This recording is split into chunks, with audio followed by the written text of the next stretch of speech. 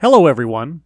Today we have the latest video posted in the Talks at Google series regarding race.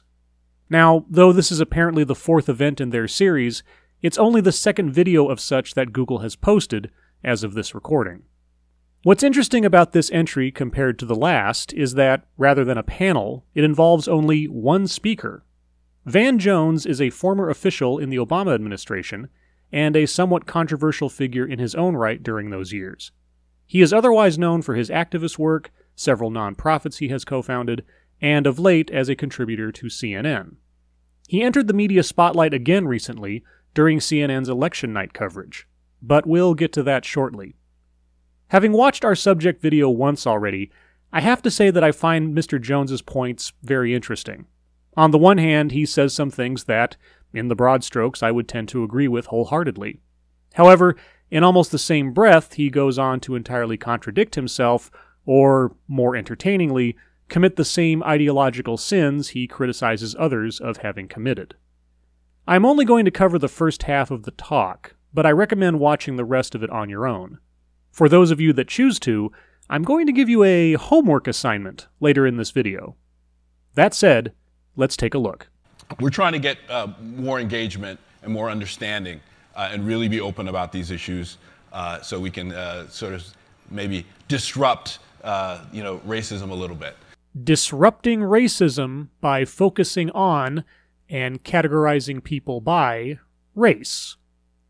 Got it. So Van, this is the question I'm sure everybody wants us to start with. But after 8 years of the administration of our first black president, we have an election in which openly racist rhetoric is part of the conversation. Things that we thought were gone, ways of talking about the country, ways of talking about race, seem to have been normalized. Yes, like the phrase, people of color, a variant on colored people, a distinction that, not too long ago, was a rather taboo thing to say, as it was both divisive and harkened back to separate water fountains and the like. But now it has been normalized. And who normalized it? And you've talked about this a lot, and everybody's been thinking and reeling over the result. What happened, and what do we do next? Simple question. Do you have any tough questions, sir? Simple question. Well, let me just say a couple things. The data matters. Yeah. And this is, I did a special called The Messy Truth. This is a messy thing. And people want it to be either all race and racism or not race and racism at all. And either one would be probably more comforting for people, but it's actually a big mix. In other words, nuanced. And he's not wrong. So you do have a phenomenon that's very hard for liberals to get their brains wrapped around. You had a bunch of people, and it's a small number, but a non-trivial number of people, who were actually delighted, mostly white voters, delighted by some of the racially inflammatory speech of Donald Trump. Let's pause here and take note of two sentiments we were given in that sentence. Racially inflammatory speech and mostly white voters. Ergo, mostly white voters were delighted by racially inflammatory speech. I wonder what label Mr. Jones would place on that implicit accusation. Maybe racially inflammatory? Those people are called bigots, okay? So, it's a technical term, you guys can... For everyone's reference, let's remind ourselves what being a bigot actually means. A person who is intolerant towards those holding different opinions. Bigot, as a word, has been transformed of late into meaning the same thing as racist, a magic trick that Mr. Jones has himself just performed. So, as we proceed, let's keep in mind the actual definition of the word, and see whether it is applicable to anything we witness here. And I think for most liberals, you're either racist or you're anti-racist. You're either sexist or you're anti-sexist. You're either a bigot or you're an anti-bigot. So people got confused because then, in the context of that whole thing, 50 million Americans went out and voted for Donald Trump. And so then liberals had something that we call a freakout, like a complete meltdown, because suddenly they thought that there were 50 million people in the Klan and no one had told them. You see? So they're like, holy Toledo, this is awful. Oh my God. It was just horrible. You speak as though you're talking about other people, Mr. Jones, mocking those other liberals that overreacted that night. I mean, you would never indulge in any paranoid, hyperbolic, or racially inflammatory rhetoric at all, would you? People have talked about a miracle. I'm hearing about a nightmare. It's hard to be a parent tonight for a lot of us. You tell your kids, don't be a bully. You tell your kids, don't be a bigot. You tell your kids, do your homework and be prepared. And then you have this outcome, and you have people putting children to bed tonight, and they're afraid of breakfast. They're afraid of, how do I explain this to my children? I have Muslim friends who are texting me tonight saying, should I leave the country? I have families of immigrants that are terrified tonight. This was many things. This was a rebellion against the elites. True, it was a complete reinvention of politics and polls, it's true. But it was also something else. We've talked about race. I mean, we've talked about everything but race tonight. We've talked about income. We've talked about class. We've talked about region. We haven't talked about race. This was a white lash. This was a white lash against a changing country. It was a white lash against a black president, in part. And that's the part where the pain comes. So I want to say, it's not that. It's not that. It's something that's it's less alarming but more disappointing. There's a big section of voters who were not delighted by those comments, who actually found them somewhat distasteful, but not disqualifying. Now, this is a true and important point. But before we get there, let's again consider this contradiction. 50 million people voted for Trump, says Mr. Jones. The electorate of the United States is predominantly white. Mostly white voters delighted in Trump's rhetoric, but a big section of voters found those comments distasteful. Well, which is it? I would love for Mr. Jones to provide us some statistics on how many of the voters loved racially inflammatory language and how many did not. But that aside, the point is sound.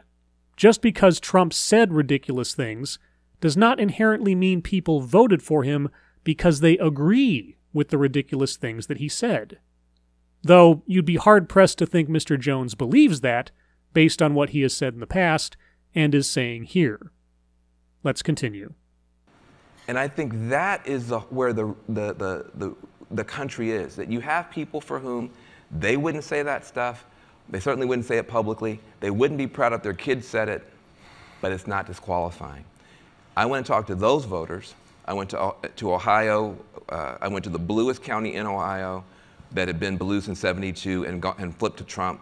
And I talked to a family of white Obama voters who had voted for Obama twice and then voted for Trump. Voted for Obama twice, then voted for Trump. So, obviously their voting decisions are not inherently motivated by the color of a candidate's skin. Noted. And I talked to them.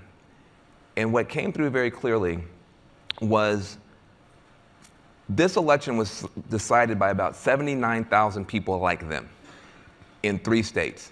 I mean, Hillary Clinton won by 2 or 3 million votes. But in the Rust Belt, where we had the breakdown, it was in 3 states, total, 79,000 voters. And what those 79,000 voters said was, they said, Hillary Clinton talked to the special interest groups. She talked to the minorities. She never talked to us. We work hard. Nobody came when our factories closed. Donald Trump came, and we voted for him. Now, that's where you got some people you'll never get you, but those people, for them, it wasn't disqualifying. They had other pain. So what I'll say is this. This election we thought was going to be a referendum solely on bigotry in the Republican Party, it also became a referendum on elitism in the Democratic Party, and we've got to deal with that too. I agree with a lot of what Jones is saying here. Clinton and the DNC took certain demographics of the country for granted, and gave them little, if any, attention during the campaign. And that was enough to swing several states that had traditionally been blue. Now, Mr. Jones mentions bigotry on the Republican side, but let's remember the actual definition of the word, and let's remember both during the campaign and afterward how anyone who either supported Trump or merely opposed Clinton were vilified by the DNC, Clinton, and her surrogates. The basket of deplorables incident was a statement of pure bigotry. But setting aside that convenient cop-out, Jones is also correct in the interpretation of the Democratic side elevating and focusing on the elites over the common people. Now, for your homework, keep in mind that Jones pointed out this focus on elites as a failing of the liberals, and then watch the latter half of the full talk. Let me know in the comments if anything he says later stands out to you. So I get you. I mean, you want to have empathy and understand where people are. Yeah. Can you do that and still sort of resist? Like, are you letting people off the hook? So when you got people who say, well, it wasn't disqualifying, why the heck not? Yeah. Right? And shouldn't we take people to task for that? Yes, but the spirit in which one does that matters. Mm-hmm. If you think that all his voters are bigots, then that's one thing, like overt alt-right, like the white supremacist stuff, like the white nationalist stuff, wish they had a little mustache. If you think they're all like that, then it's a particular kind of stance. You can't compromise with that. Mostly white voters delighted by some of the racially inflammatory speech of Donald Trump. This was a white lash. But if we just didn't love them enough and they didn't love us enough, it's like, I don't hate you, I just didn't like you enough to help you. That's messy. Yeah. That's messier. And I don't know how to deal with that. And that's part of the confusion. That's part of what we have to create together. How do we deal with, we're used to certainty, like I like you or you suck. This is, I would like you if you sucked a little bit less, but I don't want to be the person who's sucking, making you suck worse, and it's confusing, and that's where we are. Disagreement does not justify demonization. I think that's a shorter way of putting it. And again, in spirit, I completely agree with Mr. Jones here. So what about Americanism? So, in a lot of ways, this election showed sort of different competing visions of what it is to be American. Do you think that a unified sense of that and a collective sense of that is still possible, and how are we going to get there if we ever had, query whether we've ever had it in the past, but how do you feel about that? So we seem very divided. Yeah. We seem to have some folks who think, kind of the Trump vision of the world is what America is, and we have other folks who think, no, it's about pluralism, it's multiculturalism. What's your view on how to deal with that? You're going to have 25% of people who are Trump and worse, and you're going to have 25% of people who are probably like y'all, mostly. I mean, in terms of getting the joke about how important it is to have diversity, cognitive diversity, like even if you can't deliver on it, you understand it, you're for it. And you have 50% of people in the middle who are not having the conversation at all most of the time. You got to remember, most people relate to politics the way I relate to sports, which is I don't know anything about it. And I would embarrass my children if I tried to speak about any of these topics. And so one day before the Super Bowl, I asked my son, which team are we for? And then that's the team I'm for. Like, I'm not into sports. Most people are not into politics. Once more, I would tend to agree. However, not being into politics does not equate to people being ignorant of the realities of their lives and either the help or hindrance government and politicians are contributing to their circumstances. However, I'll have to once again point out Mr. Jones's own slight hypocrisy here regarding bigotry. 25% are like Trump or worse, 25% are like you all, meaning his assumptions about the makeup of the audience.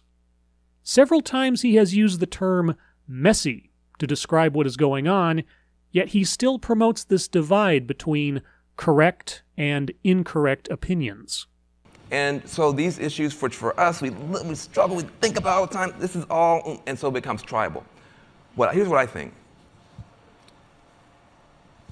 You just described the electorate in terms of tribes, Mr. Jones. 25% Trump, 25% you all, and 50% non-political. If you're a liberal, if you're on the left like I am, I'd rather criticize myself than criticize somebody else. And what I'll say is, I think that we've made a mistake. I think that in our zeal to include a lot of people who have been left out, we sometimes forget to mention that our vision for America really does have a place of honor and dignity and respect for everybody, including those white guys who have been laid off and who are the salt of the earth in red states and who vote for Republicans, that we love them too, that their struggle is our struggle too. And I think that when we don't say that, or frankly, if we said it, it would just be phony because we don't feel that, I think we leave a door open. Yeah. This was a white lash. Mostly white voters delighted by some of the racially inflammatory speech of Donald Trump. So, are you saying the liberals actively excluded people from being included based on their race, Mr. Jones?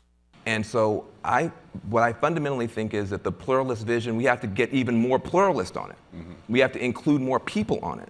We have to, look, when it gets harder to love harder, right? That's the response, I would say.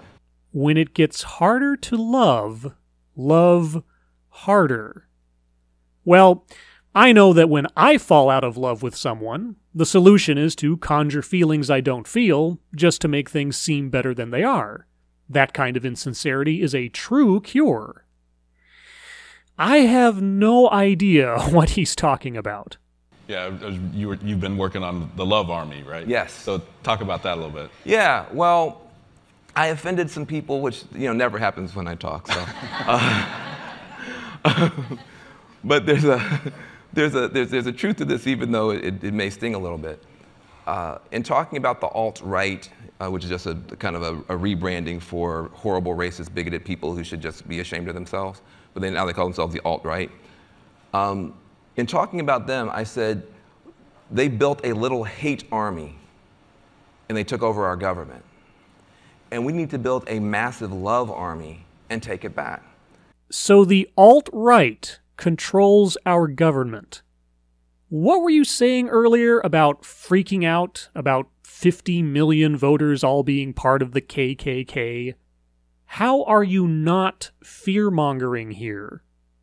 And I said that to a reporter for Rolling Stone, and that became his headline. And now suddenly we put up a page, and literally tens of thousands of people are signing up to be a part of something called the Love Army, lovearmy.org. And here's what I think about it. There's going to be a battle on three fronts. One is about personnel. Who does Trump hire? Who does he put on the Supreme Court? That's a big fight. I don't think I have much to add to that fight. There's going to be a fight around policy. Repeal Obamacare, et cetera. That's a big fight. There's a lot of people going to lead that fight. Much to add to that. But the third fight, which we'll miss if we just focus on personnel and policy, is the fight about principles and values. And does everybody count? And does everybody matter? And that's what I want to fight about. I want to fight about the principles. Again, the sentiment here is one I agree with. There needs to be a debate, a continuous debate, on our principles as a country, how we are operating with the rest of the world, and within our own borders. But I'm not sure how productive a debate you're going to get if you paint your opposition as delighting in racially inflammatory language or as proponents of the alt-right. You're setting up the same barriers of bigotry that you're also claiming to oppose, Mr. Jones. And let me just say a couple things, because a lot of times people see, this conversation as a black and white thing. Gee, I wonder why that might be. This was a white lash. And I want to say, it's way deeper than that. Look, the Muslim community in the United States, I just want to say something about the Muslim community in the United States.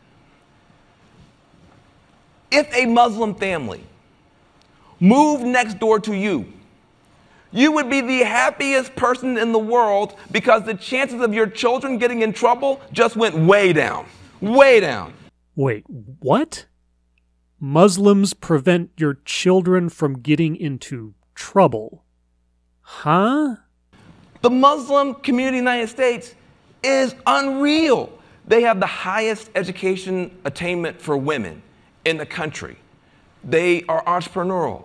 They have one of the lowest crime rates, and in most cities they have the lowest crime rate. This is faith and family. The Muslim Americans are the model community. Okay? That's who they are. That's what they are. I have no idea if the statistics he just laid out there are true, but I'll extend the benefit of the doubt for the sake of the argument. All the same, what an odd thing to say. The Muslim community is the model community. So the Jewish community is not a model community? The Christian community is not a model community? People who practice Islam are just inherently better Americans? But you're going to take a model community and shove it to the corner and rub its nose in dog poop and then create the one thing that you say you don't want. You can't take good people and mistreat them and not open the doorway for extremism. So the Muslim community does pose a threat? What are you talking about? But yes, I agree that if you demonize or dismiss or mistreat a demographic of people long enough, some elements of that demographic are liable to lash out in response. But, Mr. Jones, why do you think the alt-right is even a thing? Why do you think that kind of extremism has any foothold at all?